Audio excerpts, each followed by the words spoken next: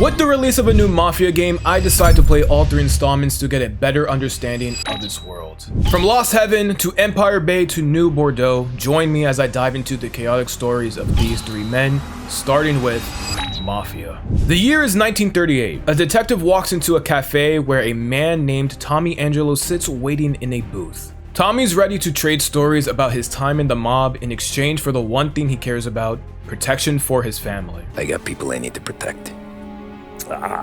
Families. Right from the start, the game pulls you in. Why is this man so willing to give up everything about the mob life he once lived to this detective? With the tone, the atmosphere, and the background music, it honestly feels like I was watching a movie more than actually playing the game. Just look at my dumbass. Sitting there, blank stare, not a single thought in my head. Tommy's story begins in 1930, the night everything changed for him. Working the late shift as a taxi driver, he takes a quick smoke before his final run of the night. That is until he hears a crash and sees 2 armed men rushing at him with 1 injured. At gunpoint, they ordered Tommy to drive them to Little Italy, but getting there won't be easy, not with their pursuers close behind. They eventually arrived at Salieri's bar in Little Italy, where the 2 mobsters, Paulie and Sam, head inside. Paulie tells Tommy to wait in the car as they will bring something from the Don. Sam gives Tommy an envelope full of cash, compensation from the Don. He tells him that if he ever needs some honest work, don't hesitate to ask. Tommy heads home, looking over the money he earned for helping them.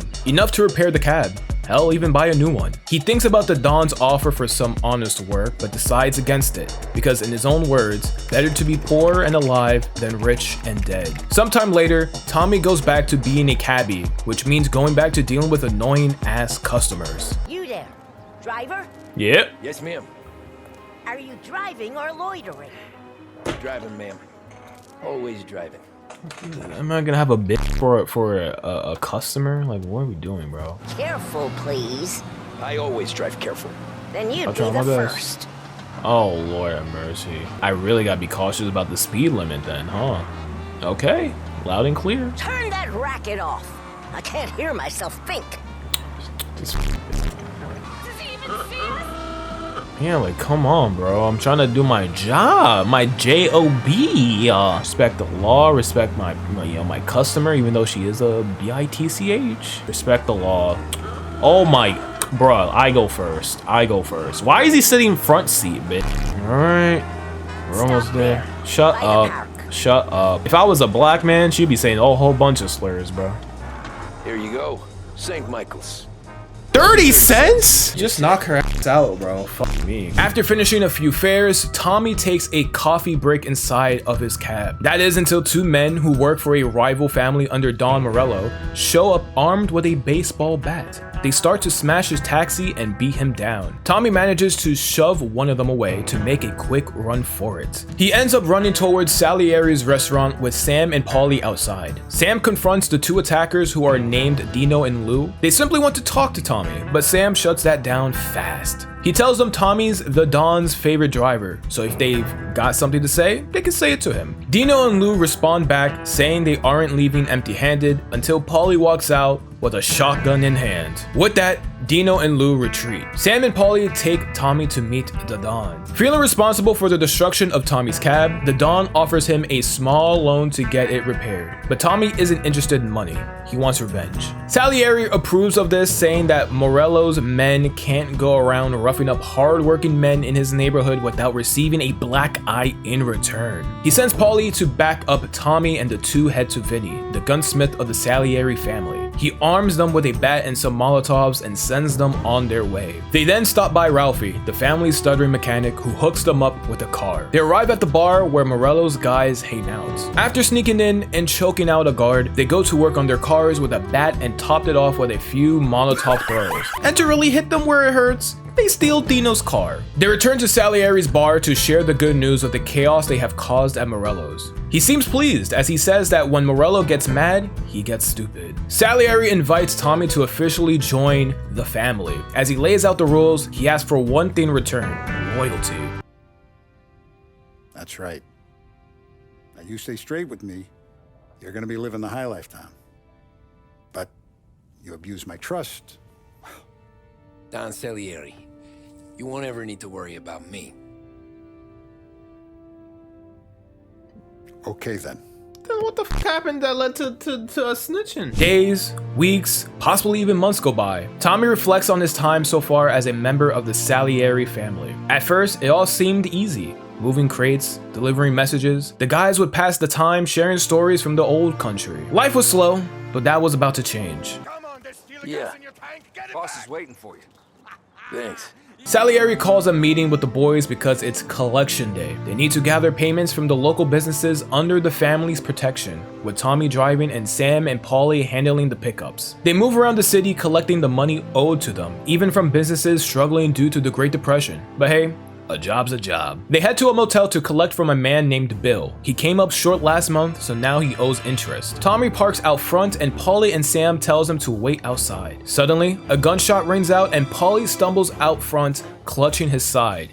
He's been hit. A mobster from Morello's family steps out, declaring the motel belongs to them now. As Tommy helps the wounded Paulie to the car, Paulie warns him that Sam is still inside. So now, it's a rescue mission.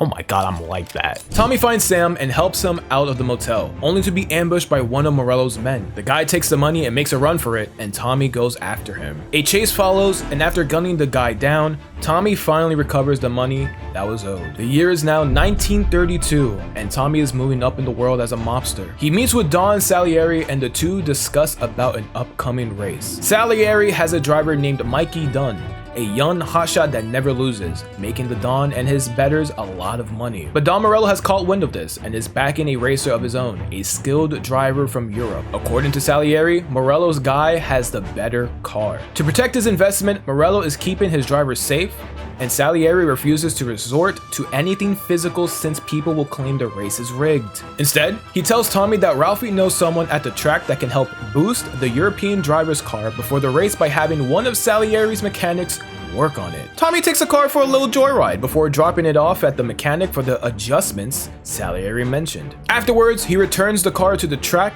like nothing ever happened. The next day, it's race day. Frank, the consigliere, or advisor of the Salieri family, approaches Tommy with some bad news of his own. Don Morello sent his men to go rough up Mikey Dunn, leaving him with a broken arm and jaw. With Mikey unable to compete, Tommy is chosen as his replacement. He tries to back out, but it's not up for discussion. Salieri wants to win, and more importantly, wants to see Morello lose. After all, Tommy is the Don's favorite driver. Turns out, the adjustments made to Morello's racer's car worked exactly as planned. But my god, this race pissed me the f off, man. Jesus Christ. This took me 2 hours. 2! The race was so bad, I was apologizing to my editor in the middle of recording. Jatin, I'm so sorry, bro. After a while, I finally had the race of my life and managed to take first place enough to make a grown-ass man cry, man.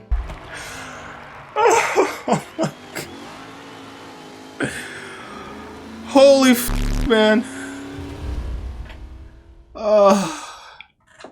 Tears in my eyes, bro. That was torture. Salieri and the rest of the boys celebrate Tommy's victory. The Don even gives him a cut from the winnings. But as Salieri is talking, Tommy's attention shifts to a woman behind the Don. This is Sarah. She works at Salieri's bar. After the race, she congratulates Tommy on his big win and even shares a beer with him to celebrate. Then she points out the drunken Paulie and asks Tommy to get him home before he hurts himself. Tommy agrees, promising to get him home safe. A few weeks after the race, Tommy is at Salieri's bar with Luigi, the bartender, and Sarah's father. Luigi asks Tommy to walk his daughter home, explaining that a group of men have been harassing her around her neighborhood. And while Sarah is a strong, independent woman who isn't afraid to speak her mind, that only makes Luigi more concerned about what those men might try to do. Tommy agrees to walk her home, giving Luigi a bit of peace of mind. They share some small talk on the way to her apartment, but as they arrive, the same group of men are still hanging around outside her building. Even with Tommy there, they continue to harass her. Tommy steps in and warns them to back off, but the two hooligans named Billy and Johnny mock him, saying they know who he works for, but they just don't care. If they don't care, then they wouldn't mind meeting my two friends left and right. Wait, hold on, let me get this pipe. Hold on. Do that again. Watch. Give me the pipe. Oh my god. Yeah, I got you, don't worry. After taking care of the group, Sarah notices a slash on Tommy's arm and takes him to her apartment to patch him up. Once she stitches him up, she insists he stays the night, since they've been drinking and she doesn't want him stumbling through the streets alone. The two then relax on the couch, growing noticeably closer. After hearing about the harassment Sarah has been facing, Salieri orders Tommy and Paulie to track the men down and teach them a lesson, beating them so badly their own mothers wouldn't recognize them, and make it clear to the neighborhood that wild dogs won't be allowed to run loose. After grabbing a couple of bats from Vinny, Tommy and Paulie head to Chinatown and give them the beatings they deserve. They fight their way through the rest of the crew to get to Billy and Johnny, but the two make a run for it in their car. Not willing to let them get away, Tommy and Paulie steals a nearby car and gives chase. They eventually catch up to Billy and Johnny, finding them crashed and in bad shape. Paulie tells Tommy to finish them off, but he can't bring himself to pull the trigger. Without hesitation, Paulie does it himself, putting an end to both Billy and Johnny. Time passes, and we cut to Tommy, Sam, and Paulie playing poker when an annoyed Salieri walks in with some information for the boys. One of the men Paulie and Tommy killed was Billy Galati, the son of city councilor Roberto Galati. Salieri warns the boys how bad this is, explaining that killing a politician's son is a sure way to push him into the arms of Morello. To make matters worse, the other man in the car, Johnny, survived the crash, spending a week at St. Mary's Hospital. Fearing Johnny might identify the men who targeted him and Billy, Salieri sends Sam to the funeral to finish him off. Meanwhile, Tommy is tasked with handling another problem, a brothel the Don has heavily invested in, whose owner has suddenly decided to do business with Morello. Tommy is ordered to remind the owner of his obligations, secure documents, plant an explosive to distract the cops, and deal with a sex worker named Michelle, who's been leaking information to Morello due to her being with someone within Salieri's group.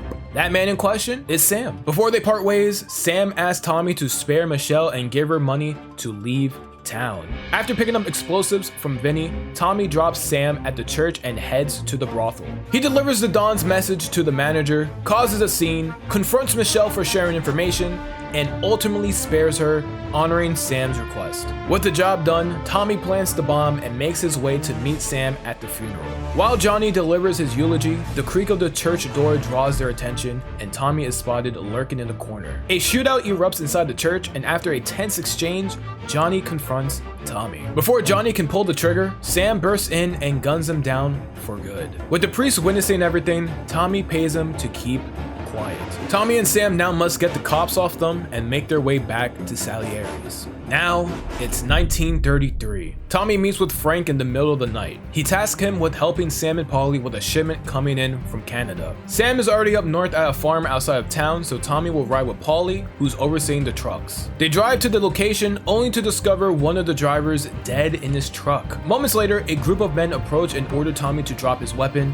He refuses and shoots one of them instead. After the ambush, Paulie and the rest of Salieri's men arrive as backup. Inspecting one of the attackers, Paulie discovers he's a border patrol officer on Morello's payroll. Rather than focusing on securing the booze shipment, Paulie and Tommy decide to find Sam and get out. They reach Sam at the farm, pinned by Morello's men, and he's shot in the process. After briefly defending an injured Sam, Tommy and Paulie help him into the back of a truck to escape. Their getaway isn't easy though, as more cops arrive for yet another ambush. Tommy fends them off again, and the trio head to a doctor to patch Sam up. Paulie sends Tommy home, and when he arrives at Sarah's apartment, he's clearly in shock. While consoling him, Tommy asks Sarah to marry him. She responds with an okay. Sometime later, Tommy meets with Don Salieri at the park, where he reveals that the family has a mole. That mole is Frank.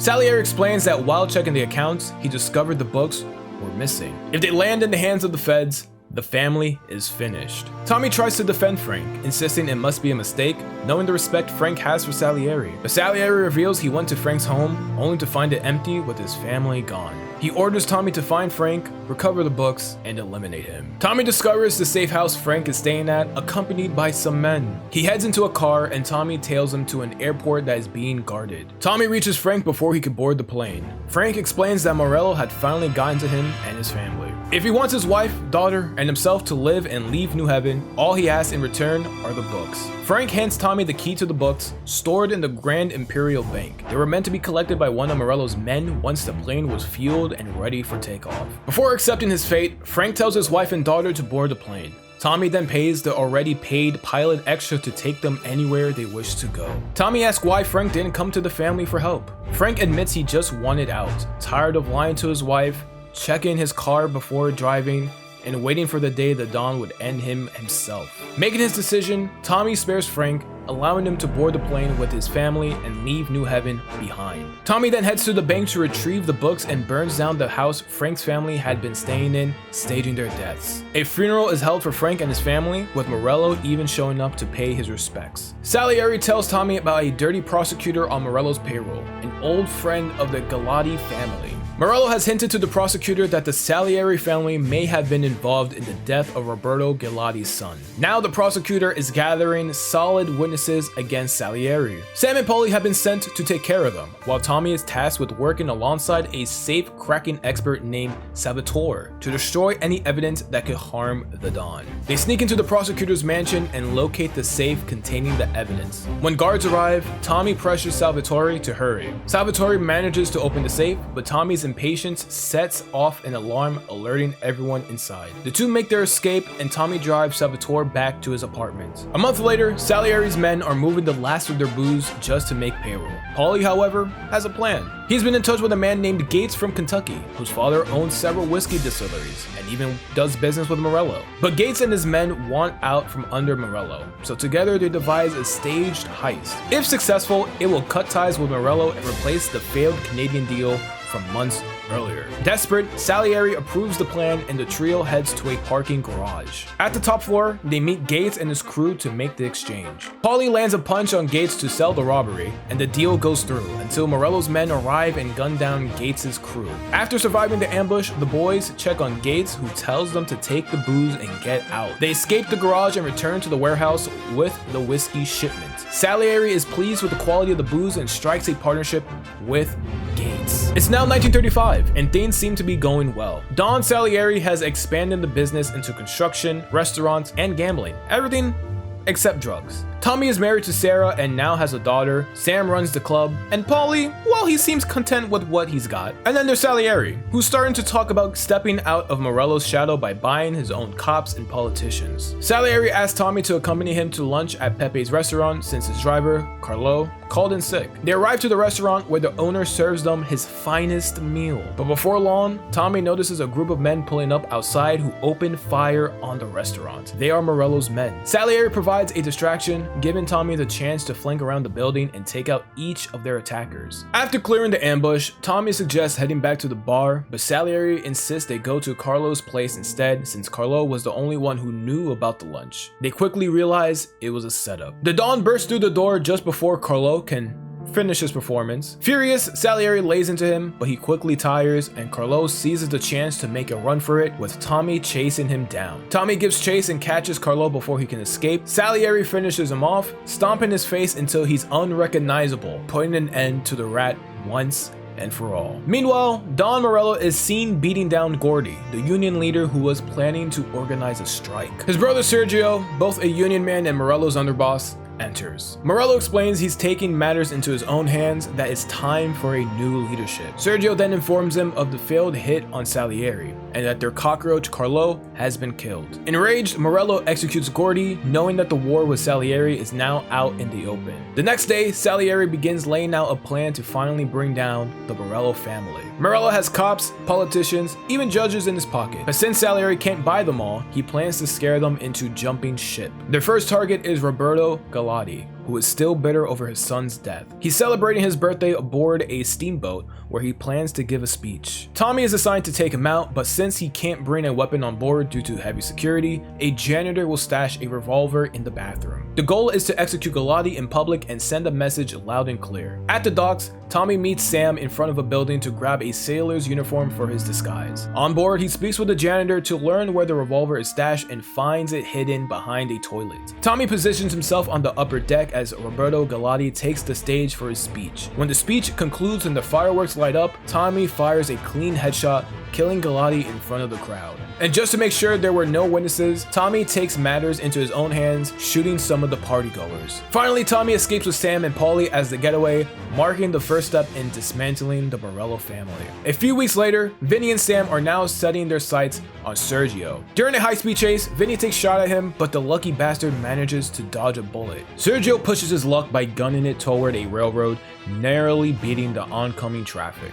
Sam, desperate not to lose him, risks it all and just barely makes it through himself. But their luck runs out when their car slams into a tree, giving Sergio the chance to slip away and live another day. Back at the bar, Salieri puts Tommy on the job instead and explains Sergio's importance. Sergio is Morello's top earner. By controlling the unions, he controls the docks, and with that, he takes a cut of everything that comes into New Heaven. Killing him would deliver the biggest hit to Morello's income yet. Their plan is to plant an explosive under his car. Tommy drives to Sergio's home and sneaks around the property to plant the bomb beneath the car. He then waits in a nearby telephone booth for confirmation, but instead, Sergio's wife comes out and gets into the car. Tommy tries to stop her, but it's too late. Shaken, he calls Vinny from the booth, who tells him Sergio is at George's restaurant, where Sam and Paulie are already waiting. The boys are ready to take out Sergio, busting through the door. As Paulie prepares to gun down both the waitress and Sergio, Tommy stops him from killing an innocent person, but in doing so, he gives Sergio the chance to slip away. Sergio bolts out the back into a getaway car, but Tommy jumps on a motorcycle and tails him, refusing to let him escape.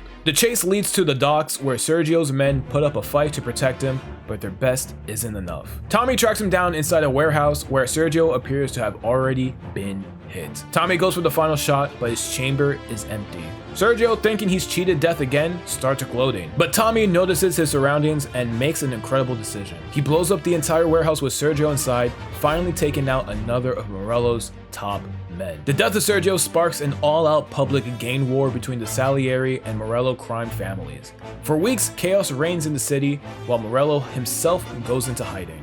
But as Tommy says, for a Don to be feared, he's gotta be seen.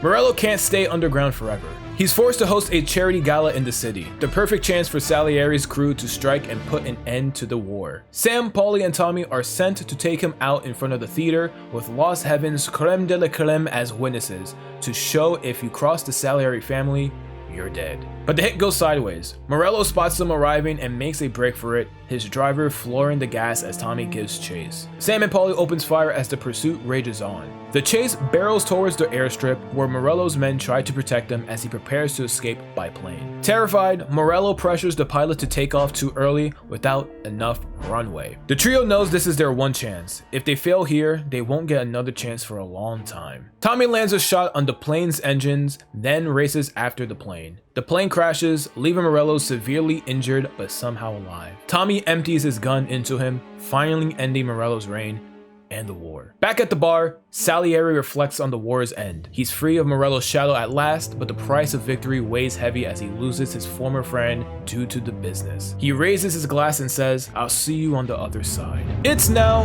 1938. Salieri receives both Tommy's and Paulie's tabs, but Paulie's comes up short. Tommy offers to cover for him, but the Don takes the moment to share a story. He tells of two friends. One swims too far into the deep lake, and when he realizes he's in trouble, he cries for help. His friend tries to save him, but instead, he's dragged under two, with neither of them coming back up. Salieri says he respects Tommy's loyalty, but warns him never to cover for Paulie again. Paulie's mistakes are his own, and if Tommy keeps bailing him out, he'll be dragged down with him too. Anyways, there are bigger concerns now. A man named Turnbull is running for governor, and his campaign threatens to crack down on Salieri's businesses. Salieri wants Tommy to make an example out of him.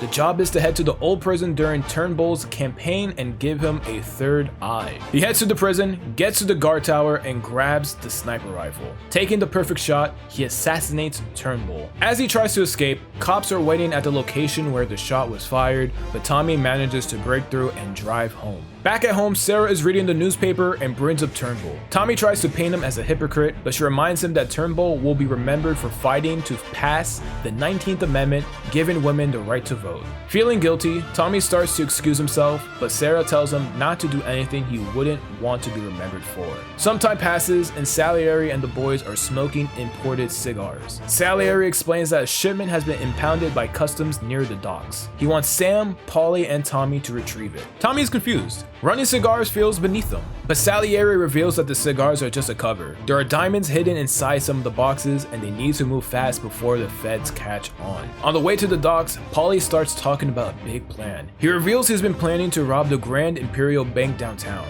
All he needs are a few guys he can trust. But Sam and Tommy shut him down, refusing to help as the Don will not sanction a bank job. Paulie argues they don't even need to tell the Don. He'll be angry at first, but he won't stay mad once he sees the cash. Still, Sam warns him that if he pushes the plan, he'll end up planted right next to Morello. Paulie drops it, at least for now. At the docks, Tommy steals a customs truck while Sam and Paulie put on their disguises. Tommy hides in the back of the truck and sneaks into the warehouse to locate the shipment. They load the crates onto the truck, and even with the police roadblocks in the way, manage to escape. Back at the Salieri warehouse, they discover one of the crates was damaged during the chase. Tommy opens one of the boxes, hoping nothing is damaged. He was expecting diamonds, but instead finds drugs. The very thing Salieri had always condemned. They realize they've been tricked. When the Don shows up, the trio has to play dumb, but they're furious, especially Paulie. To him, this proves his point. They risked their lives for something they didn't even know they were smuggling. If Salieri can lie to them, maybe Paulie's dream of robbing the bank doesn't sound so crazy after all. On the train ride home, Paulie opens up about how depressing his life has become. He's nearly 40 with nothing to show for it. No wife, no kids, no future. He admits he's tired of the mob life. The constant gunfire, the close calls, it's wearing him down. If he could pull off the heist though, it could be his ticket out. His chance at a clean slate. Maybe even his dream of owning a little pizzeria. Tommy tries to tell him that the domestic life isn't for guys like them, but Paulie won't hear it. This is the big score. The one job that could finally set him free. Tommy doesn't dismiss him this time, and agrees to help, thinking about his own life in the process. The big score arrives. Tommy and Paulie put their plan into action, robbing the Grand Imperial Bank. Tommy escorts the manager at gunpoint to the vault, but a shootout quickly erupts. After obtaining the keys and taking care of the manager, Tommy unlocks the vault and secures the money. After shooting their way through the waves of cops, Paulie and Tommy finally make their escape. They lay low near a club, celebrating their success. Paulie takes the cash and tells Tommy to meet him at his place the next day to collect his share. The next morning, Tommy is over the moon. For the first time, he could picture a life beyond the gangster world. He tells his wife to pack for a trip, planning to take the family out of town. Before that, he heads out to collect his half of the heist. When Tommy arrives at Paulie's apartment, he overhears some of the neighbors complaining about strange noises earlier. On edge, he comes prepared. Inside, he finds Paulie dead on the floor and the money gone. Suddenly, the phone rings. It's Sam. He tells Tommy that Paulie's death was due to Salieri finding out about the score. Desperate, Tommy asks Sam for help to get his family out, and Sam tells him to meet him at the city gallery, claiming he always pays his debts. Tommy takes one last look at his lifeless friend before heading to the gallery. Tommy arrives at the gallery only to be held at gunpoint by two of Salieri's men. Sam is there, and Tommy wants to know what's happening. Sam explains that he put him in a terrible position, forcing a choice between friends and the family. He throws the money from the heist at Tommy, revealing he was the one who killed Paulie. He also reveals that the Don discovered Frank and his family's location, as well as Michelle's, and they were all killed after that.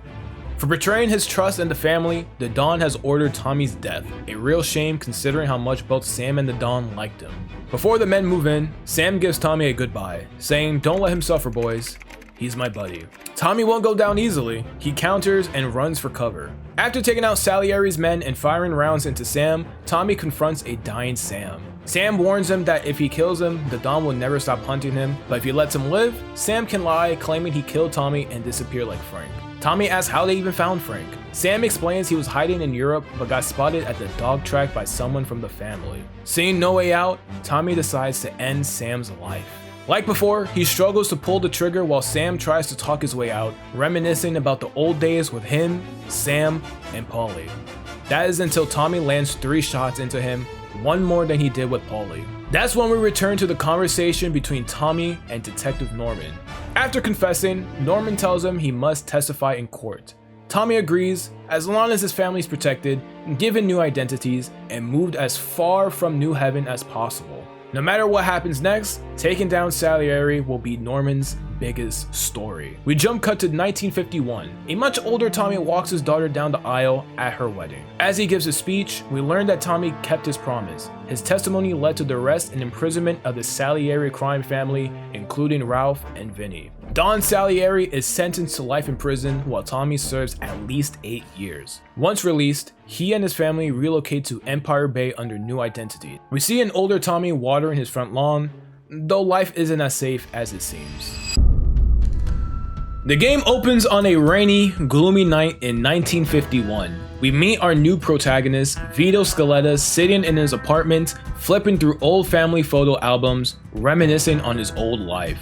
He recalls moving from Sicily to Empire Bay with his father, mother, and sister. At first, young Vito saw America as the land of opportunity, the American dream, but that dream quickly soured, becoming more of an American nightmare. Their living conditions were poor, far from the promise of a better life. His father worked at the port for the man who arranged their emigration, yet the little money he brought home rarely helped the family. It mostly went straight to alcohol. Vito was eventually put in school to learn English, where he met his best friend, Joe Barbaro. Both boys grew up poor, struggling to find work, and one night they decided to rob a jewelry store together. A cop spotted them during the robbery, and when he gave chase, Vito was caught while Joe managed to slip and get away with the jewelry. By 1943, America was deep in World War II, and the army was recruiting Italian speakers for the invasion of Sicily. Faced with the choice of prison or enlistment, an 18-year-old Vito chose the army. As Vito himself puts it, who says you can't go home again? Joe, come on, Vito, hurry it up. We ain't got all night. In Sicily, Vito takes part in Operation Husky, serving with the 504th Parachute Infantry. On July 11th, their mission was to drop over southern Sicily, but enemy flak tore through the plane, forcing a bailout behind enemy lines, with only 3 men surviving.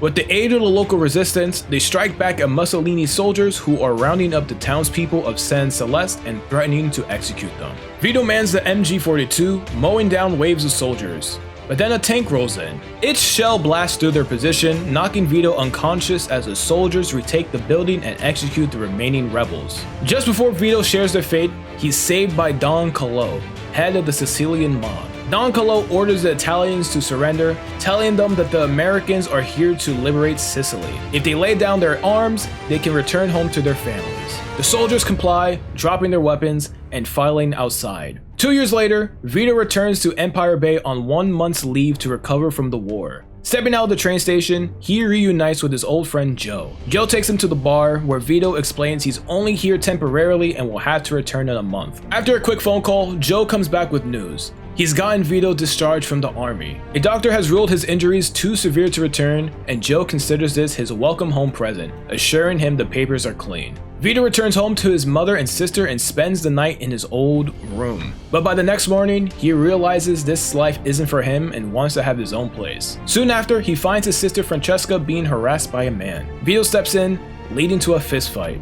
The man runs off, but Francesca reveals a bigger problem. Before their father died, he borrowed $2,000 from a loan shark, and unless it's repaid by the end of the week, the debt will only grow. Vito promises to take care of it and heads to Joe's apartment. After explaining his living conditions and his family's financial troubles, Joe offers him a place to stay until they could find work, and hints that there are risky jobs out there that pay better. He takes Vito to meet a man named Giuseppe and picks up his discharge papers. Giuseppe also teaches Vito how to lockpick, a skill he immediately puts to use by stealing a Jefferson. From there, Joe introduces him to Mike Bruschi, a junkyard owner who deals in stolen cars. Mike offers Vito $400 if he could bring in a stolen vehicle the same day. Vito pulls it off, stealing the car Mike needs and delivering it back to the junkyard. The next day, Vito's mother calls Joe's place, urging him to find honest work at the docks with Derek Papalardo, just like his father once did. Vito reports to Derek and his right-hand man Steve and is quickly put to work unloading crates from a newly arrived shipment. After moving a single crate, he decides this life isn't for him. On his way out, Vito tells Steve he can earn more money with Barbaro Incorporated. Recognizing Joe's name, Steve takes him back to Derek's office, where Derek wonders why anyone connected to Joe would be carrying crates for $10. Vito explains that his mother wanted him to work an honest job, but he needs real money and fast. Suspicious, Derek calls Joe to confirm their friendship and even pulls out a gun just in case. With Joe's word, Derek gives Vito a new task: shake down the dock workers for their barber's fee. Vito proves himself by taking down a stubborn worker named Bill, earning half the collections plus a bonus. Derek tells him that Joe called and to meet him at Freddy's bar. Once there, Joe tells him they're about to make some real money and introduces him to a man named Henry Tomasino,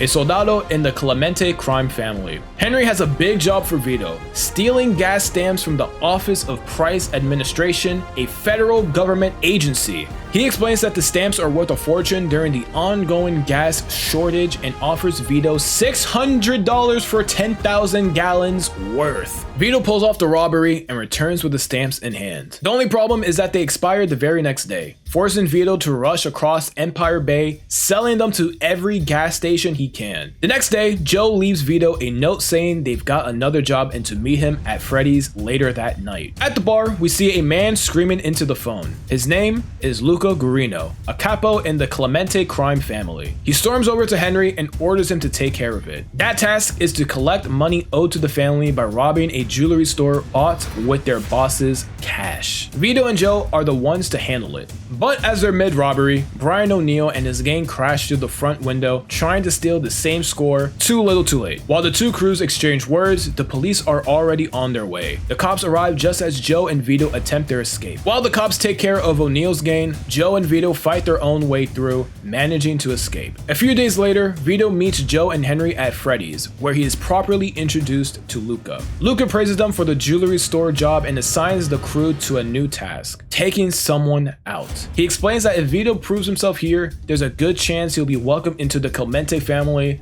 though not without an initiation fee of $5,000 each. Their meeting is cut short, however, when Clemente himself arrives and bitch slaps Luca before leaving. The trio camps out in a rented apartment, waiting for their target, a man known as the Fat Man. When he arrives, the boys unleash a storm of bullets. They fight their way through the distillery and corner the Fat Man. As Henry moves in for the kill, the Fat Man manages a sneaky shot, wounding him in the leg. In his final moments, he is taken out by Joe and Vito. Bleeding badly, Henry needs immediate attention, so Vito drives him to a mafia doctor named El Greco. Before leaving, Henry gives Vito $2,000 for the job. Vito takes the money to Francesca to pay off the family debt as promised. She seems concerned about the source, but he reassures her that everything will be alright. On February 26, 1945, 6 days after taking out the Fat Man, Vito leaves Joe's apartment only to be arrested by 3 men for the illegal distribution of federal ration stamps after a gas station attendant ratted him out. In court, the judge sentences him to 10 years in a federal penitentiary. Upon arrival, Vito is met with an insanely bizarre mix of inmates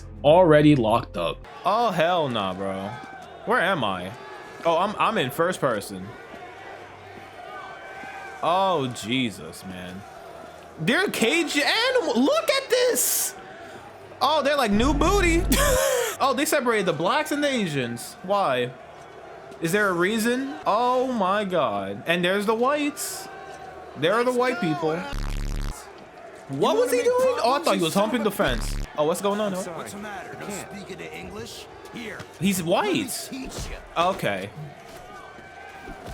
Yeah, they're looking at this and say, yup, that's an easy booty lick. I could, ew. I heard you the first time, sir. Oh, don't do it to me. Now they're gonna know that I'm an easy lick. Oh my God, man. You bitching me? Oh, bro. Oh, I like that one. 3 days later, Joe sends word to Vito to track down another inmate named Leo Galante. While searching, Vito runs into Brian O'Neill, who blames him and Joe for his prison sentence. O'Neill tries to sucker punch him, but Vito counters. As the two square up, the man that we're looking for, Leo, takes an interest in the fight. After they trade blows for a bit, guards break it up and throw them both into solitary confinement. 2 days later, Leo visits Vito. When Vito mentions Clemente, Leo immediately says, Clemente. Impressed by Vito's fight with O'Neal, Leo invites him to spar with other prisoners. During sparring, Leo asks more about Vito. Vito says he never met Clemente directly, only Henry and Luca, and explains that he was told he can join the family after paying $5,000. Leo reveals that this is a scam. No one pays their way into the family. You prove yourself by showing you can handle the life. As time goes on, Vito comes under Leo's protection, sparring with other inmates and even fending off an attempted assault in the showers. But prison isn't without heartbreak. During his sentence, Vito receives a letter that his mother has passed away without the chance to say goodbye. When he's out of solitary, Leo calls on him to deal with O'Neal, who's alone in the prison gym. Vito quickly takes control of the fight, but O'Neal, desperate, pulls a knife. It backfires as Vito overpowers him and slits his throat. From there, life inside prison improves. Vito moves into Leo's comfortable cell, and under his wing learns more about mafia life, including the 3 families of Empire Bay, each with their own principles and systems. When Leo's release approaches, he uses his connections to secure Vito an early release, cutting 4 years off his sentence. In 1951, Vito returns to Empire Bay. The first thing he does is visit Joe at his apartment. Joe, ever the loyal friend, sets him up with some cash and even a new apartment. Soon after, Vito returns to Joe's place, where he's introduced to Eddie Scarpa, an underboss in the Falcone crime family. To celebrate Vito's homecoming, the 3 head to a gentleman's club. But the night takes a turn. Joe and Eddie get too drunk, leaving Vito to drive them home. Only the drive comes with an unexpected detour, as Eddie has a dead man in the trunk and Vito is forced to handle the dirty work himself. The very next day, Vito and Joe are tasked with selling stolen cigarettes to make some quick cash. Everything goes smoothly until a group of greasers show up looking for some trouble. Their leader demands 10 cartons for selling on their turf. Joe, of course, refuses. In retaliation, the greasers firebomb the truck. Joe doesn't hesitate and shoots the leader dead right in front of his crew. They give chase, but the rest of the greasers get away. Vito has to make a call to a furious Eddie about the destroyed cartons, and he tells the duo to meet up with Steve and others at the greasers' hangout spot, the Crazy Horse. The crew lights the place up, spraying it with Thompsons and hurling Molotovs inside. But the job isn't over yet, as they move on to the greasers' other hideout at the Foundry. A gunfight breaks out, wiping out the remaining greasers. To cover the $2,000 loss, Joe and Vito steal the gang's hot rods and drive them to the docks to sell to Derek, before finally handing over the money at the restaurant. A month passes and Vito finally meets Carlo Falcone at the Maltese Falcone. Falcone informs him that Clemente and Luca are planning to make a move against them, so they need to strike first. Eddie fills in the details, explaining that 3 of their guys went missing the night before, and he's certain Luca is behind it. He orders Vito to tail Luca, and if he's involved, to kill him. Vito follows Luca to the Clemente slaughterhouse and discovers 2 of the men still alive, while the 3rd is already dead. He manages to rescue the survivors, and after cutting down Luca's men, Tony Balls, one of the kidnapped men, personally gets revenge by killing Luca. Afterwards, Vito returns to the bar and meets Joe and Eddie, where he learns that both he and Joe are about to be made men. Before the ceremony, however, Vito is greeted by an old friend, Leo Galante. Leo reveals that he had a hand in Vito and Joe's initiation into the Falcone family. As the consigliere of the Vinci crime family, Leo had originally wanted Vito to join Vinci, but respecting Vito and Joe's bond and their recent work for Falcone, he vouched for Vito to be initiated alongside Joe into Falcone's crew. At the ceremony, Vito is officially welcomed into the Falcone family as a made man, ready to risk everything to finally be somebody. Sometime after the initiation, Vito meets with Falcone again at Joe's apartment to discuss their next move. The target now is Alberto Clemente. For kidnapping and torturing Falcone's men, his death can be justified before the commission. But Clemente knows this too, which means they have to strike first. The plan is to plant a bomb during Clemente's meeting at the Empire Arms Hotel and wipe out everyone in the room. At the hotel, Joe brings along his young friend Marty as the getaway driver. Vito protests, thinking the kid has no place on a job this dangerous, but Joe insists he'll be fine. Disguised as maintenance workers, they get into the conference room where Joe plants the bomb under the table. Then, from the window washing platform, they lower themselves to the conference room window to connect the charge. The bomb detonates, seemingly killing everyone inside, but Clemente survives as he had stepped into the bathroom before it went off. He bolts from the room and Vito and Joe gives chase. In the hotel garage, they make a grim discovery. Marty has been killed in the chaos. With no time to grief, Joe jumps into Vito's car and they race after Clemente. They eventually catch him, and to make absolutely certain the job is done, Joe steps out and unloads the entire drum into Clemente's car. Days after Clemente's death, Henry shows up at Vito's doorstep. He asks if Vito can put in a good word with the Falcones,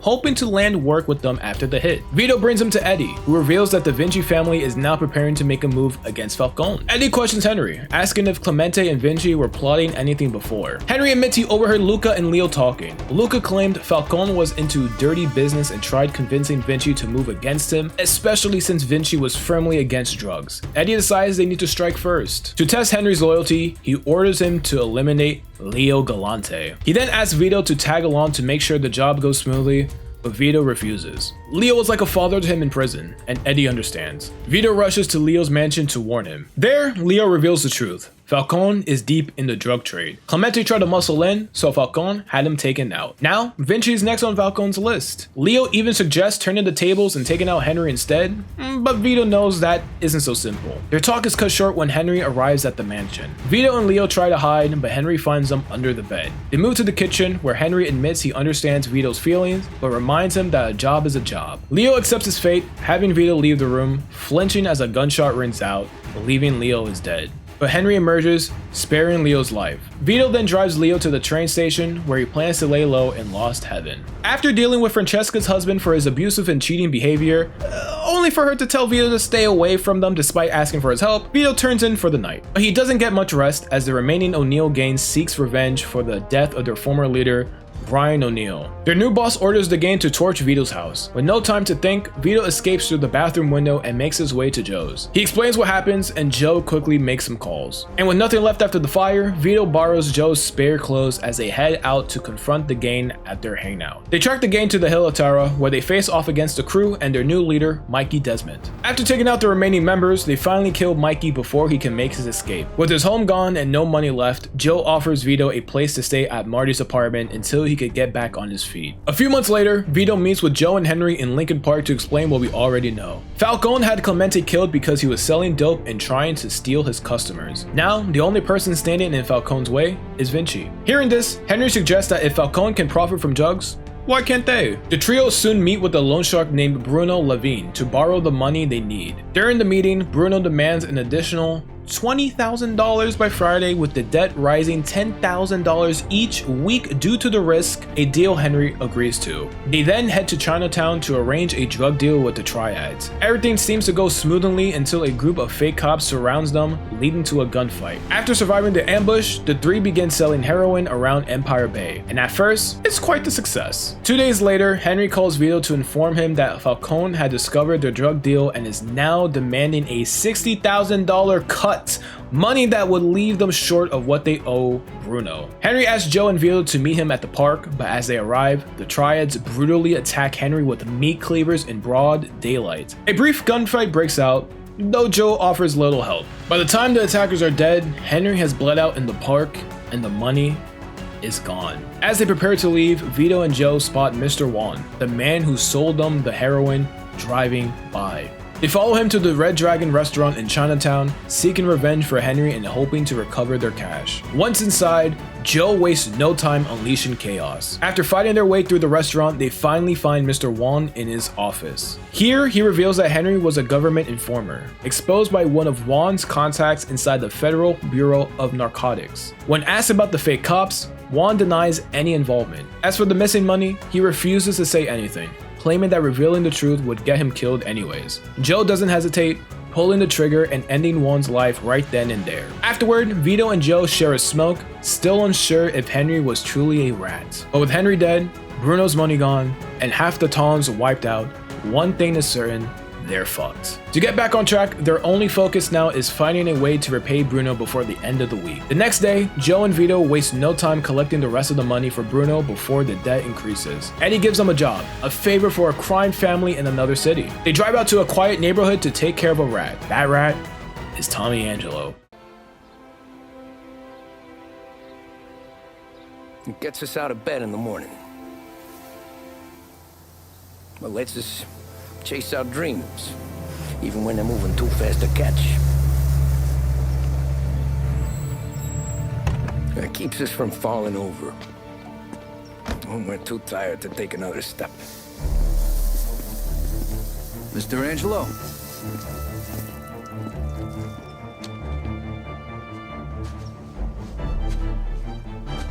Yes. Mr. Salieri sends his regards. Completing the contract, Joe and Vito split up to gather the rest of Bruno's money. Vito heads to the docks, hoping Derek has work for him. With most of Derek's men attending a sit-down courtesy of Vinci, he asks Vito to help break up a strike led by the dock workers, protesting the unfair firing of one of their own. They demand the man's job back, but Derek refuses. In the middle of the dispute, Vito's name comes up, and one of the older dock workers recognizes him. You're Scaletta's boy, ain't you? Oh no, our dad, he knows our dad used to talk about you all the time. You look just like him. But what are you doing working for this bastard? After what he did to your old man? Shut your mouth right now. Don't listen to him, Vito. He's full of shit. Come on, let's go. Full of shit, huh? That bastard killed your father, Vito. What? They're just trying to get under your skin. I can't see, I'm blurry. Hey, stop pointing that gun Why at don't me. you ask him how your dad drowned that night? We seen him take a walk with Steve. And then Steve come back alone. And all wet. Stop pointing that thing at me. What the hell happened with my father, Derek? Are you nuts or what? Who are you gonna trust, me or these now unemployed losers? We known each other for a long time, Vito. Think of all Why the were you things. all wet, Steve? You dive in and try to save him? Because he wouldn't stay Keep underwater. your mouth Damn, shut. he don't give a f. Vito, you swore an oath. I was there.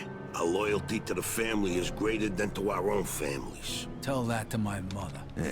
Should I kill him? No, not here. We'll settle things with him later. With the workers' help, Vito fights back, killing Steve and then Derek. Vito pockets some cash from Derek's desk and is still not enough to repay Bruno. After crushing some cars for extra cash, Vito finally earns enough on his end to pay Bruno back. He heads to Joe's apartment to regroup, but Joe never answers, and 6 hours pass with no sign of him. Looking for answers, Vito goes to Eddie. Instead of finding Joe, Eddie informs him about Henry's murder and his drug deal with the Tons. He explains that Henry has been fined for dealing drugs with them, and whoever Henry was working with slaughtered half the triads in Chinatown. The triads now suspect Vinci's crew, and tensions are boiling. One wrong move could spark an all-out war. Eddie presses Vito about whether he or Joe were involved. Vito lies, saying no, and that Joe has been with him the entire time. Still worried about Joe, Vito checks in with Giuseppe. He learns Joe had stopped by for a job, but Vinci's men showed up and dragged him off, claiming Vinci wanted a word. Vito heads to the Mona Lisa bar, but Vinci's men are waiting and knocked him out. When he wakes, he's hanging from a scaffold at the Midtown construction site with a badly beaten Joe beside him. Frank Vinci himself demands answers about the triads, but both Vito and Joe deny any involvement. Eventually, Vinci's men let their guard down, giving Vito and Joe a chance to break free of the pipe, take out some guards, and escape. They go to the Mafia doctor so Joe can get patched up, and before Joe goes in, he gives Vito his half of the money. Together, they finally have enough to pay off Bruno. Vito arrives just in time to settle the debt. Bruno is surprised he managed to pull it off, given the chaos erupting across Empire Bay. Before leaving, Bruno asks for Vito's name. When Vito answers, Bruno reveals he's the very same loan shark who once terrorized Vito's family after his father borrowed money. Vito's furious, but Bruno says, "I didn't make him borrow the money, now did I? Just like I didn't make you. If you ever need a loan, you know where to find me." He then shows Vito the door. We return where the game began. Vito sitting alone in the dark apartment, cigarette in hand, staring at old family photos. He reflects on everything that's happened, knowing the truth will surface sooner or later, and when it does, Falcone, the Triads, and Vinci will all come for him. This wasn't the life that he imagined. He dreamed of money, cars, women, respect, freedom, and while he got some of it, what came with it was prison, fear, and the blood of his friends. It was only a matter of time before it all caught up to him. The next day, Vito receives a call from Eddie, telling him to meet Falcone at the observatory. On the way, he stopped and pulled into a car. This time, it's Leo and Mr. Chu, the head of the Empire Bay Triads. But unlike before, Leo is furious. He lays into Vito, saying he's ignited a war between the Triads and the Mafia families. Vito tries to play dumb, but Leo shuts it down, reminding him that half of Chu's men are dead, half of Vinci's men are dead, and now the feds are circling in, all because of what Vito and Joe did. Leo confirms the truth that Henry really was a rat. That's why Chu's men butchered him and why the feds are closing in on Falcone. If Leo hadn't intervened, Vito would already be dead. Everyone wants him dead. Vinci, Chu, even the commission. And to make things worse, Vito vouched for Henry. Still, Leo remembers what Vito once did for him. He's willing to return the favor. Vito's only way out is to kill Carlo Falcone. Vito heads to the observatory, fighting his way through Falcone's men until he finally comes face to face with the boss himself. Falcone wastes no time confronting him. He tells Vito that after everything he's done, especially bringing a rat into the family, there was never going to be a way out. He says Vito just doesn't see the big picture. Then Joe enters, with his gun aimed squarely at Vito. Falcone lectures them both about loyalty, insisting that friendship doesn't exist in their world, and that Vito has been nothing more than a pawn all along. But as Falcone talks, Vito quietly pleads with Joe to trust him, and Joe does. A gunfight breaks out as the two cut through Falcone's remaining men. When the smoke clears, Vito stands over a wounded Falcone. He delivers 4 bullets into the dying boss, the final shot going through the back of his head. Outside, Leo's men are waiting. He asks if it's done, and Vito confirms. Leo calls for a celebration, with Vito riding alongside him, while Joe is escorted into a separate car. But as they drive off, Vito notices Joe's car turning in another direction. A confused Vito asks what's going on, with Leo simply telling him Joe wasn't part of our deal. Vito sits in silence, not knowing Joe's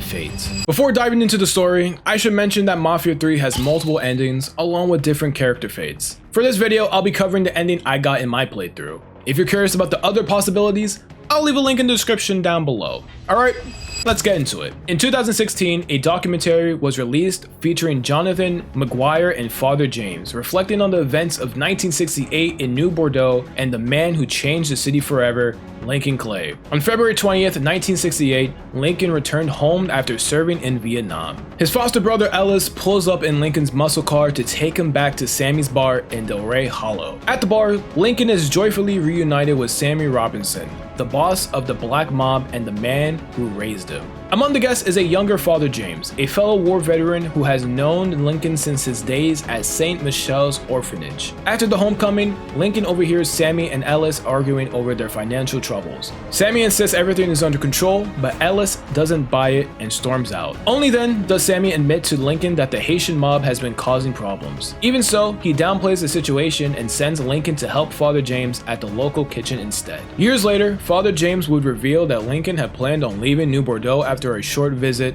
heading to California to work at the Mary Island shipyard. But those plans changed the moment he learned about Sammy's troubles with the Haitians. Lincoln and Father James head to the Worms Heart neighborhood kitchen, where Lincoln serves gumbo to the locals. But the moment is cut short when the Haitian mob storms in and attacks. Lincoln fights them off and confirms that the attackers were indeed Haitian. Back at the bar, furious, Lincoln demands answers. Sammy explains that about 6 or 7 months earlier, robberies began plaguing the Hollow. It didn't take long to discover the Haitians were behind it. Soon after, they went after the lottery, cutting into the mob's profits so deeply that Sammy fell 3 months behind on payments to Sal Marcano. Sammy insists he can handle Marcano, but finally admits that the Haitian problem must be dealt with. He sends Lincoln and Ellis to finish it. The Haitians are holed up in a shanty town deep in the bayou. Sammy warns them that this has to be handled away from the city. The last thing New Bordeaux needs is the image of black men killing each other. Lincoln fights his way through the camp until he reaches their leader, Baca. Wounded, Baca makes a last attempt to resist, but Lincoln ends the fight with a brutal neck snap. Moments later, a woman emerges from a cupboard and begins beating and cursing Baca's corpse. She reveals that he had kept her as a prisoner, abusing her repeatedly. Though Lincoln tries to reassure her, she tells him it will never truly be over and runs off. Lincoln then has to cut down the remaining Haitians before escaping the camp with Ellis. Back at the bar, Sammy reflects on how every night the local news would broadcast the names of soldiers killed in Vietnam, and how he feared the day Lincoln's name would appear on that list. Lincoln shrugs it off, but Sammy warns there's only so much luck a man can have. The focus then shifts to Sal Marcano, who wants his money. Sammy explains that Marcano has requested to meet Lincoln at the country club, and Lincoln heads over. At the club, Lincoln is greeted by Georgie Marcano, Sal's son, and an old friend. They reminisce briefly before joining Sal and a much older Vito Scaletta. Vito, impressed by Lincoln's special forces background, takes an immediate interest in him, noting their shared experiences as veterans. Once Vito leaves, Sal bluntly calls him an asshole, explaining that the commission sent Vito from Empire Bay 15 years ago and he's been a pain in his ass since. Sal then reveals his plan: a heist at the Federal Reserve, with the goal of cleaning out the vault. He praises Lincoln's handling of the Haitian problem, even suggesting that Lincoln might be a better leader for Del Rey Hollow than Sammy. Sal offers him the chance to take over the Black Mob, but Lincoln refuses, out of loyalty to Sammy, the man who raised him. Sal is disappointed, but respects Lincoln's loyalty, calling it a rare quality these days. Still, he insists Lincoln takes part in the heist, promising that afterward they'll be square. Lincoln then meets with Thomas Burke and his son Danny at Burke's Iron and Metal, a scrap and salvage business. After some small talk, Thomas lays out the plan. Danny and Ellis will use a drill to cut through the bottom of the vault, while Lincoln and Georgie work on the inside, disguised as security to move the cash out of the Federal Reserve. The following day is Mardi Gras, and Lincoln and Georgie prepare for the heist. They load up Vito's money to make the job look legitimate. Driving the armed truck to the Federal Reserve, Lincoln carries a bag of cash down to the burn room in the basement. After quietly taking out the guard near the furnace, they begin breaking into the vault. But things quickly go wrong as Georgie triggers the alarm and Lincoln is forced to hold off waves of security guards. They try to escape through the vault, but Ellis and Danny are struggling with the drill. In desperation, Danny resorts to TNT. The blast collapsed the entire vault, pinning Danny's leg beneath the rubble. The gang attempts their getaway in a boat, chased through the sewers by police. Carrying the injured Danny, Lincoln moves through the Mardi Gras crowd, trying to pass him off as just another drunk. He calls Sammy for help, who arranges a car near a grocery store. But by now, the police have their full description. To protect the others, Lincoln makes the decision to fire a shot into the air, luring the cops away. Eventually, he reunites with his crew at the car, and together they finally make their escape. Back at the bar, Sammy counts the money. Over $2 million per split, with Sal's cut set aside as the largest share. As the group celebrates their success, Georgie and Sal Marcano arrive, joined by a third man to collect Sal's take. Sal thanks Sammy, even kissing him on the cheek, before exchanging a glance with Georgie. Georgie turns his focus to Lincoln, calling him the baddest motherfucker he's ever laid his eyes on, before pulling out a gun and shooting him in the head. Lincoln survives the shot but is left helpless, forced to watch as Ellis, Danny, and Sammy are brutally executed by Sal, Georgie, and their accomplice. Georgie then sets the bar ablaze, leaving Lincoln to burn. Luckily, Father James arrives, finding Lincoln barely alive and dragging him from the flames, nursing him back at his home. Before slipping into a coma, Lincoln manages to request to call John Donovan, a former CIA agent and an old friend from Vietnam. Father James would later admit that this was a decision he regrets most days. Eventually, Lincoln awakes from the coma and slowly begins to recover from his injuries. Lincoln clutches a photo of Sal Marcano as Father James reveals his plan to kill him. Donovan confirms it without hesitation. Father James admits Sal deserves to die, but let it end there. Revenge won't bring Sammy, Ellis, or Danny back. Lincoln answers coldly that it isn't about bringing them back, it's about making Sal Marcano feel what it's like to lose everything. Before leaving with Donovan for Sammy's bar, he turns to Father James, saying that in the real world, turning the other cheek doesn't work. On the way to Sammy's, Lincoln tells Donovan that refusing to take over the Hollow is what got everyone killed and it was time for Sammy to step down. Donovan doesn't disagree, but reminds him that in their world, there's no retirement party. There's only one way out. Lincoln then lays out his plan. He's going to take over New Bordeaux, district by district, and kill everyone tied to Marcano as payback. Back at Sammy's, he collects what little remains in the basement, including a watch Sammy once gave him. With a combat knife, he trims away his old look and gives himself a clean new one. He then meets Donovan at a nearby motel, where the ex-CIA agent has stolen FBI gear to set up a tactical command center. This will serve as the nerve hub for their war against the Marcano crime family. While Lincoln was recovering, Donovan identified 3 possible allies to recruit, but Lincoln's focus right now remains on Del Rey Hollow. Donovan hands him a clipboard with intel on the Haitian mob. Lincoln is surprised since he killed their leader Baca, but they've regrouped, furious that Marcano handed the Hollow to the Dixie Mafia, an all-white Southern gang, on Georgie's suggestion. Lincoln tracks down a Haitian mobster, interrogating him for information. He learns their new leader can be found at a voodoo shop in the Hollow. Lincoln waits inside, and when the door opens, he is stunned. The leader is named Cassandra, the woman he once saw alongside Baca at the Haitian camp. Her captivity, it turns out, has been an act. Regardless, Lincoln asks Cassandra to help him bring down Sal Marcano. In return, he promises to wipe out the Dixie Mafia and hand her control of the Hollow. Cassandra doesn't hide her resentment towards Sammy, calling him a two-faced old man who always did what Marcano told him to do, even if it meant turning against his own people. Lincoln tries to defend Sammy, but Cassandra cuts him down, saying even at his best, he wasn't good enough. Still, she agrees to the deal, offering her network of contacts. The man Lincoln needs to find is Richie Doucette. For Cassandra, this is personal. Doucette is a sadist, infamous for kidnapping young black teenagers, starving them in the bayou, then setting dogs loose on them for sport. One of the victims was Cassandra's own sister. She explains that Doucette himself rarely lingers in the Hollow, but his men operate out of the church and an old theater. She directs Lincoln to a contact known as The Voice, who tells him that a man named Merle Jackson runs the old theater called Perla's, named after Sammy's late wife. Merle has turned it into a brothel, forcing young black women into prostitution. Lincoln storms the building, freeing the women held on the second floor. He then returns to The Voice, who reveals that pimps throughout the Hollow are tied to Merle. Taking them out should be enough to draw him out of hiding. Lincoln takes out the two pimps, then heads back to Merle's, where he finds Merle in his office and kills him. He calls Cassandra to bring in her men to take over the theater. From there, Lincoln and Donovan set their sights on the First Baptist Church, where a man named Charlie Kincaid runs a heroin racket. Lincoln interrogates Kincaid's crew, destroys his heroin crates, and kills his enforcer before finally confronting Kincaid himself. Learning that Kincaid's wife is expecting a child, Lincoln spares his life and forces him to work for him instead. He then has Cassandra's men take over the First Baptist Church as well. Lincoln goes to the Pierced Heart voodoo shop, where Cassandra has captured a Dixie Mafia member named Jesse. He reveals that Richie Doucette is hiding in an abandoned amusement park after the chaos Lincoln has stirred up. Georgie, furious over the mess, now wants Richie dead. Lincoln storms the amusement park, wiping out the rest of Richie's crew before finally capturing Doucette himself. Richie was the third man who arrived at Sammy's bar with Sal and Georgie Marcano, the night Danny, Ellis, and Sammy were murdered. Lincoln drags him deeper into the park and delivers his revenge, the first of many to come. I'm not here to steal your heroin, Richie.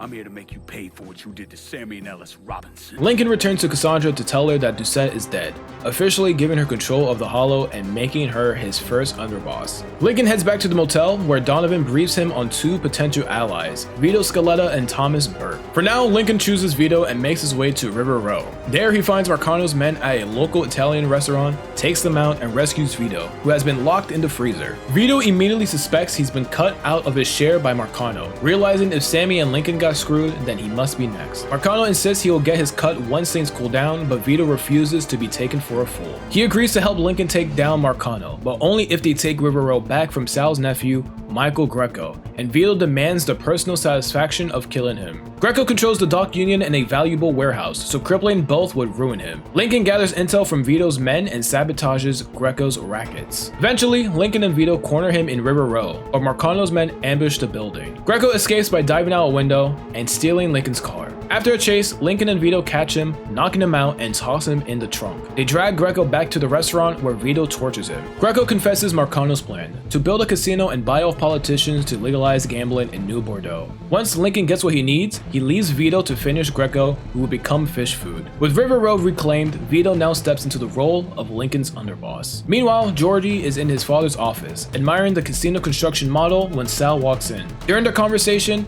Sal receives a phone call and learns that Lincoln is still alive. Lincoln's next recruit is Thomas Burke. He finds him stumbling out the back of a bar, drunk and still reeling from the death of his son. Lincoln tries to convince him to help him take down Marcano, but Burke is reluctant. To sway him, Lincoln hops into Burke's car and drives like a madman until Burke finally agrees. Back at Burke's Iron and Metal, they discuss Barbary, a man who runs both a distillery and a slaughterhouse. Lincoln would need to dismantle both operations to weaken him. After Lincoln takes them down, Barbary, also known as the Butcher, storms Burke's scrapyard with his men. Lincoln defeats him, drags the fallen Butcher away, and leaves him for Burke to torture, granting him a slow death. Afterwards, Lincoln finds Burke drunk once again. Despite his distaste for having someone loom over him, Burke agrees to join Lincoln in going after Marcano. With his three underbosses gathered, Lincoln calls his first sit-down at an abandoned plantation deep in the bayou. Tension rises between the three, but Lincoln reassures them that it will take all four of them to work together to bring down Marcano. Once things settle, Lincoln lays out the plan. To dismantle Marcano's empire piece by piece, they'll target the lieutenants first, then the capos, until Marcano is left isolated and alone. As for the territories they claim along the way,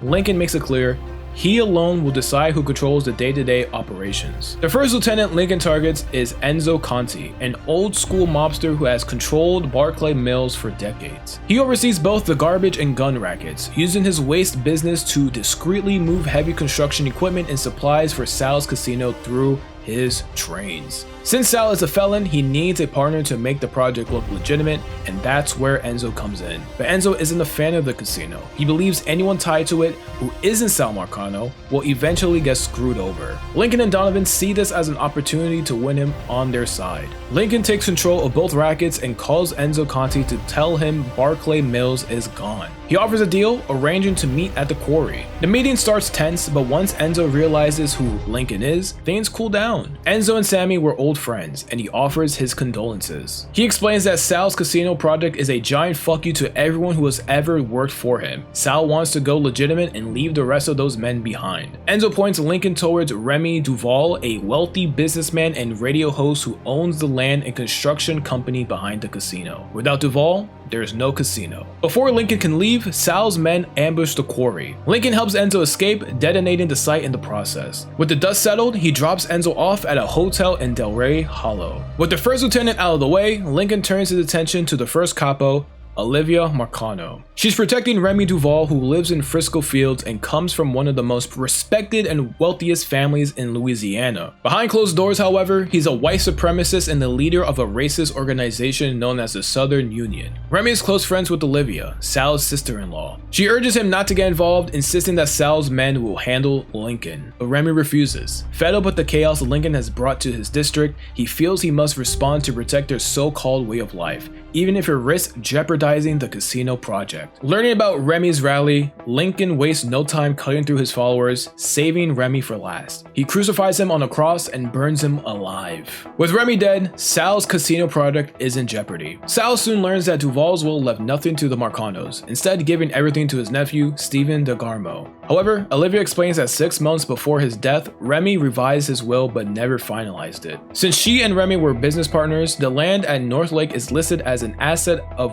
one of her companies, giving her grounds to contest the will. Her plan is to convince DeGarmo, who's in town for the funeral, to sign the land over in exchange for a cut of the casino profits. Once the papers are signed, Sal intends to have him killed, ensuring the casino remains his. At the wake, Donovan's plan is for Lincoln to disguise himself as a waiter in order to get close to Olivia Marcano. He even supplies Lincoln with LSD to spike the wine being served. Once the wine has been served and enough time passes, Lincoln follows Olivia to her private lounge. After a brief fight, he confronts a wounded Olivia about DeGarmo's whereabouts. She admits they have him locked in a building by the water. Lincoln leaves her to her fate, saying she isn't worth the trouble, and walks away. Meanwhile, Marcano's men torture DeGarmo, trying to force him to sign over the land, but he refuses. Lincoln arrives just in time, freeing him and driving him to Donovan to escape. Olivia, however, isn't so lucky. She survives the lounge encounter, but not for long. While recovering in the hotel, Georgie seizes the opportunity to murder her. The next lieutenant Lincoln targets is Frank Pagani, who oversees Tickfall Harbor under Tommy Marcano. For the past 8 months, Frank has been running contraband through New Bordeaux, making regular trips to Cuba. Since Tommy once managed casinos at Havana, Frank has been salvaging what he can from those shuttered casinos to use in the new one being built in the city.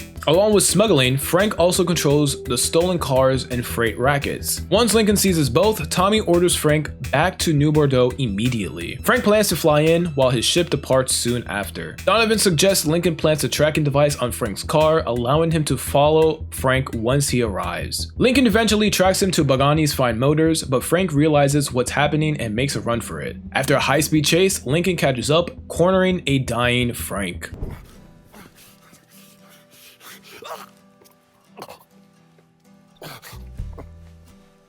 I never did anything to you. Saw some interesting stuff back there. Counterfeit money, a press. Only thing I can't figure out is a connection to Cuba. Please. I'm all busted up inside. I need a doctor. I got a wife and 3 little girls. Hey, you want a doctor? Then you better tell me something worth hearing. Listen, what you saw. Sal set all that up. None of the money was worth a shit, though. Had me bringing a man named Alvarez, counterfeiter who works for Castro. He give you the plates, too? Plates? I thought you knew. On account of robbery. Robbery? Marcano wanted the plates from the Federal Reserve. How do I find Alvarez? How? Well, one of Tommy's guys picked him up. Was 10, 15 minutes before you showed up. Where are they taking him? Where? Huh? My little girls. No.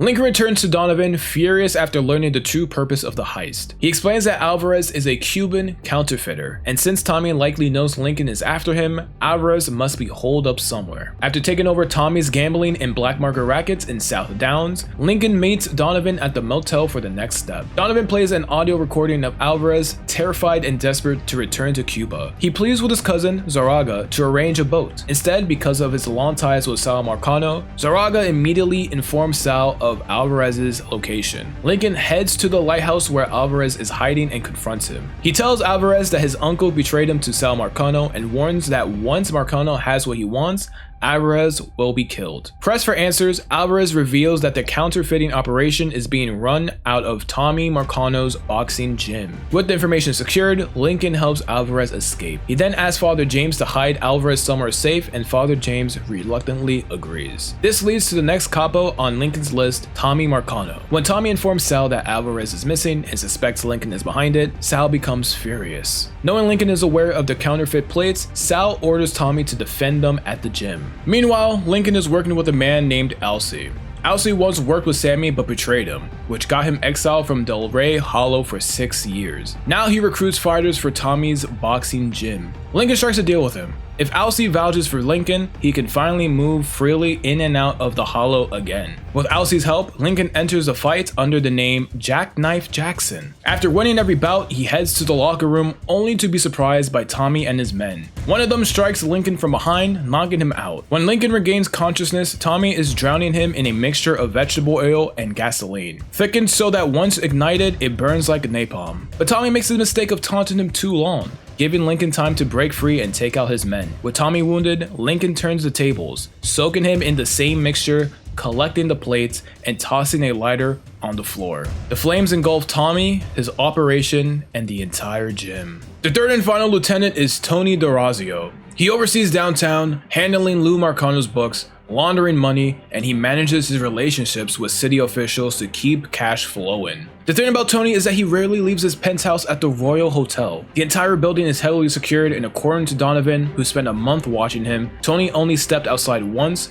and only because of an issue. To draw him out, Lincoln targets his construction and blackmail rackets, forcing Tony to react. After dismantling the rackets, Donovan updates Lincoln on Tony's movements thanks to bugs planted in his penthouse. Tony makes one of his rare appearances outside, visiting a local business to deal with yet another problem. There he executes one of his own men, Joe, and hands Dominic the keys to an armed car to oversee a money collection. Lincoln seizes the opportunity, stealing the car and using it to gain access to the restricted building. After cutting through Tony's guards, Lincoln finally reaches his office. Even with an RPG at the ready, Tony proves no match for a relentless Lincoln Clay. With Marcano's lieutenants eliminated, Lincoln shifts focus to the remaining men in his circle. One of them is Nino Santangelo, Georgie's heroin supplier. Though Sal despises heroin being sold in his city, the meeting isn't about shutting down the trade. With Lincoln wiping out his capos and cutting off his revenue, Sal is desperate for cash. An ego-driven exchange follows, but ultimately Nino agrees to loan Sal money on the condition that he can sell heroin in New Bordeaux without interference. Sal accepts, but adds one final demand: Nino must kill Lincoln Clay. But the ambush doesn't go as planned.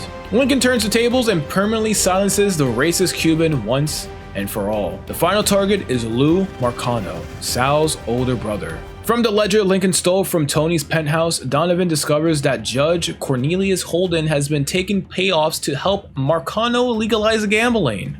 But with Lincoln dismantling Marcano's empire piece by piece, Holden grows paranoid that he'll be next. He calls Lou and makes it clear, until Lincoln is dealt with, Sal can forget about getting his case pushed through. Lou promises the judge the best protection money can buy, but it really doesn't matter. Lincoln eliminates Holden anyway. Enraged, Sal lashes out on his brother for failing to protect their ticket to legalizing gambling, leaving the casino project at a standstill. But Lou has another angle. He brings up a state senator named Jacobs, a member of the Revenue and Fiscal Affairs Committee with plenty of influence. Jacobs also has a problem with cheating on his wife, so Lou suggests hosting a re-election fundraiser on the riverboat, complete with a guest who can help sway the senator to their side. Unfortunately for Lou, his habit of always taking the same route through the bayou comes back to haunt him. Lincoln plants C4 along the path and detonates it near the old coal dumper, crippling the riverboat as the ship begins to sink. Lou immediately realizes this wasn't an accident and sends his men after Lincoln. Lincoln cuts through them and corners Lou and Senator Jacobs. Desperate, Lou grabs the senator and threatens to kill him. Lincoln couldn't care less about some politician and is ready to put a bullet in Lou himself when another explosion rocks the ship, killing Jacobs and sending both Lou and Lincoln overboard. When Lincoln regains consciousness, he spots Lou in the distance trying to flee. Gasping for breath, Lou becomes an easy target and Lincoln seizes a moment. Lincoln kills Lou Marcano, and the next day his corpse is displayed hanging from the statue in the center of the park. To twist the knife even further, a sign dangles from the neck that reads, "Re-elect Jacobs." Lincoln visits the motel one last time where Donovan is prepared to torch the room and erase any trace of their involvement. Before they leave, Donovan plays Lincoln a recording of Sal and Georgie, with Sal furious and unhinged. It's finally time to settle the score with the Marcanos at the casino. Lincoln cuts through the last of Marcano's men before confronting Georgie, a man he once called a friend. With the keys in hand, Lincoln enters the elevator knowing there's still one man left. At last, he comes face to face with Sal Marcano, the man who took everything from him, just as Lincoln has now taken everything from Sal. Hell of a sight, ain't it? When I first come to this town, it was nothing more than a backwater shithole. Now look at it. Let me see your hands. Whatever was between us is over, you understand? It ended the second it was you coming up them stairs instead of my son. You want a drink? All right.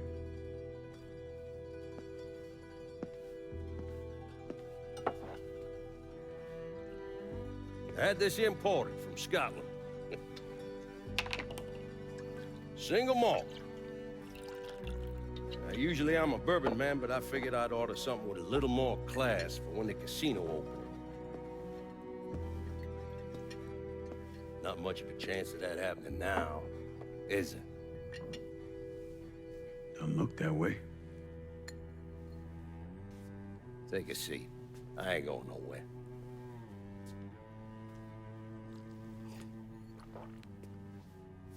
Hey, not bad. I think I still prefer Shine.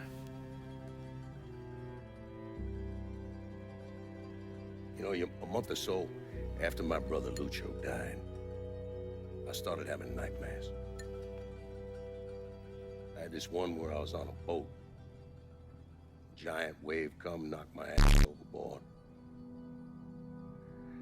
I hit that water and sink like a goddamn rock. And there was another one where cottonmouths biting me all to hell. But the one that really got to me was Georgie's funeral. He's laid out in that little casket. Neck cut, same as Lucio's.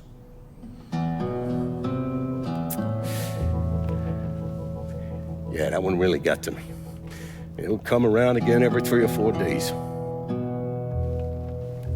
I have one where I'm back in Nam, sleeping in a foxhole. All of a sudden, these dark figures come out of the shadows. I try to fight them off, but they hold me down, tie my hands together, stuff a muddy rag in my mouth so I can't scream, can't warn the men sleeping next to me. And then I gotta listen as all those men die. I would imagine that's not gonna go away anytime soon. No. I imagine it won't.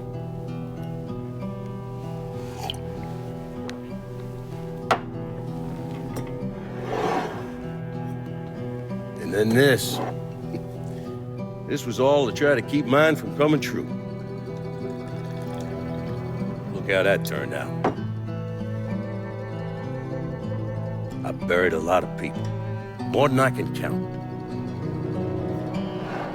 one I never wanted to see go down in that cold ground was my son. And yet here we are. Yes, sir. Here we are. My son is dead, and I'm having a drink with his killer.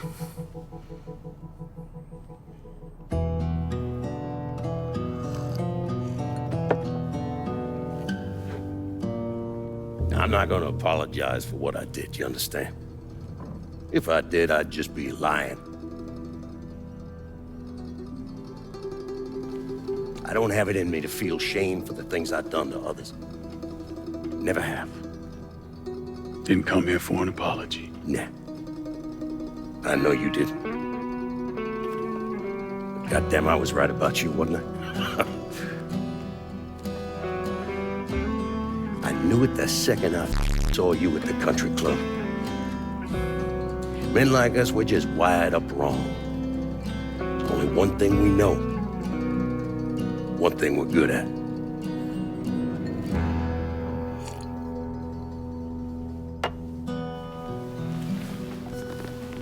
I'm gonna be waiting for you, Lincoln Clay. This won't be the last time we see each other. Lincoln keeps his word and ends Sal Marcano's life. Lincoln is done. He has taken down the Marcano crime family. As he leaves the casino, he's approached by the one and only Leo Galante. Leo reveals that he had warned Sal the casino would be his undoing. Well, figuratively, at first, but eventually became literal. They walk as Leo explains that the commission wants Lincoln dead, along with anyone involved. Lincoln reassures him that it was strictly a personal matter between him and Sal Marcano. Leo understands, noting that the business makes people paranoid and irrational. He's here to send a message to Lincoln, telling him he has made his point, and it ends here. Lincoln agrees, having no issue with the commission. Leo also explains that Sal's kickback was 20% and that Lincoln must ensure the collection from New Bordeaux continues. In exchange, Lincoln is free to run things as he sees fit. Curious, Lincoln also asks what would happen if he decides to walk away. Leo warns them that this would be their last time ever seeing each other. As Leo departs, a familiar face from the past makes an appearance. With Marcano dead and his organization dismantled, Lincoln heads to Father James and John Donovan. He confirms the deaths of both Georgie and Sal, with Donovan excited, while Father James is curious about what comes next. He warns Lincoln that the chaos he's unleashed won't settle anything soon. Lincoln seems to consider running New Bordeaux, shocking Father James, who reminds him that the goal was to get rid of Marcano, not replace him. This sparks an argument between Father James and Donovan. Donovan argues that New Bordeaux is a cesspool, and if it isn't given a new Sal Marcano, it will produce someone worse. Lincoln agrees, saying that if it isn't him, it will be someone else. Father James, still the voice of reason, pleads with Lincoln to do what he originally came back for: start a new life in California, leave everything behind, and not look back. Before Donovan leaves, he warns Lincoln that if he takes over, he should take out Cassandra, Thomas, and Vito before they bury him. Now, Lincoln has three choices: leave for California, stay and rule New Bordeaux with his underbosses, or rule alone and eliminate the others. Well, forgive me for my sins, because we about to make some big whopping New Bordeaux. we gotta, oh yeah, we taking the throne, bitch. Lincoln calls a sit down with all three of his underbosses, aiming to rule together. As a result, the documentary covers the events after taking over the city. But he wasn't content just to run the city. He expanded out across the South into Florida and even the Carolinas. There's so much money coming in, and he's been smart with it. He spreads it around, makes sure the right people get paid and stay paid. The city's favorite son, Yeah. Rebuilding the Hollow, buying up Frisco Field, reopening the theme park, all that money and goodwill. He thinks it's made him untouchable, but no one is untouchable. He might have plastered his name across a few schools and hospitals, made donations to a charity here and there, but nothing absolves him of his crimes. That's why I agreed to do this documentary. I want to shine a light on the real Lincoln Clay. There's also a mid-credit scene showing Donovan in 1971 being called before the US Senate Select Committee on Intelligence to testify about his knowledge and involvement in Lincoln's takedown of the Marcano crime family. He goes on an endless tangent about Senator Blake and his connection to JFK's assassination, having reviewed files after Sal Marcano's death. I wish I could include the cutscenes itself, as describing it doesn't do it justice due to copyright music. I'll provide a link in the description to the full scene below. Thank you so much for watching today's video. This took a very long time to do, script-wise, commentary-wise. So if you please leave a like if you enjoyed today's video, as well as subscribe to the channel. I really do appreciate it. Also, let me know in the comment section down below. Did you play this game before? Have you played the Mafia Trilogy? What is your favorite out of the three? For me, Mafia 3 comes in last place. I mean, listen, all right? The story itself is really strong, very strong. I was very immersed in terms of the story. But I feel like a lot of people who have played this game can agree the repetitiveness in the missions and the gameplay itself weighs it down so much. And I said it throughout my entire time playing Mafia 3.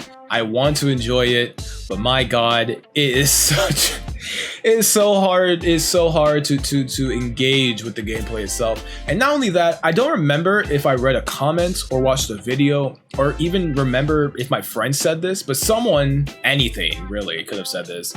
This game was essentially a driving simulator, and whoever said it wasn't wrong, because I feel like I spent 90% of this game just driving around, which I don't want to complain because there's other games like that, but it wouldn't be such a complaint if the missions weren't as repetitive as they were. It was constantly drive to a location so I could take over the crates, go back to another location to kill the enforcers, go to another location to destroy the warehouse. When I get everything done, then I gotta go back to the person that has the information, go back to the warehouse that I just was at before when I was talking to the other person, and then it's just a rinse and repeat process. It sucks to say that, but I don't know, man.